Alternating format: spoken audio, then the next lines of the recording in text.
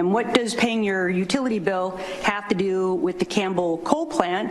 Well, everything. In recent filings, Consumers Energy, who operates the plant, reported that keeping the plant open past its planned closure has cost ratepayers over $135 million through December of last year, more than $600,000 a day.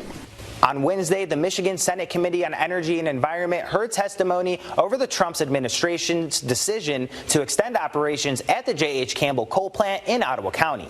The plant was supposed to be retired in May of last year, but after 4 extensions, including one issued just last month, it is now slated to remain open through at least May 18th of this year. The U.S. Department of Energy says there are emergency conditions that require the plant to stay open to help meet the electrical demand. But as you heard, Michigan Attorney General Dana Nessel and other lawmakers argued that the cost of keeping the plant open are being passed down to the consumers across 11 states. Nessel has even taken her concerns to court.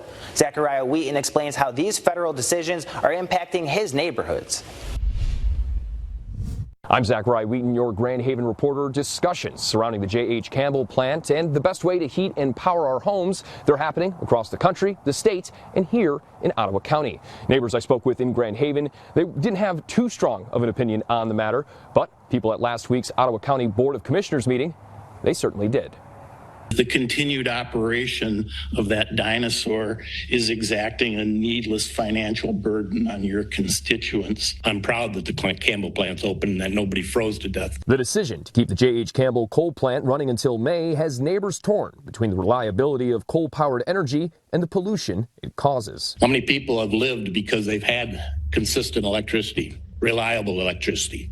Let's turn it all off. How many would be dead? With the closing of Campbell, I was looking forward to breathing cleaner air and suffering fewer bouts of asthma. Now I will continue to needlessly suffer. While officials with the state and Consumers Energy say keeping the Campbell plant open has led to higher utility costs, the Grand Haven Board of Light and Power, they tell me that closing plants before having a replacement to make up for the energy lost can actually hurt more than it helps. You need to have a plan to replace these before you just take them offline. We think it'd be best to keep this plant online to keep the reliability of the grid what we've come to expect. 30% of the Board of Light and Power's energy comes from renewable sources. However, a recent report from the board shows that sources like wind and solar, they don't produce as effectively in the winter, which in turn has led to higher energy costs. Typically think about your hot summer day when everybody's running their air conditioning, everybody's got their summer homes going, all that kind of stuff, especially here in Grand Haven. We would see the price of power typically go up. Now we're seeing, because we have more weather-dependent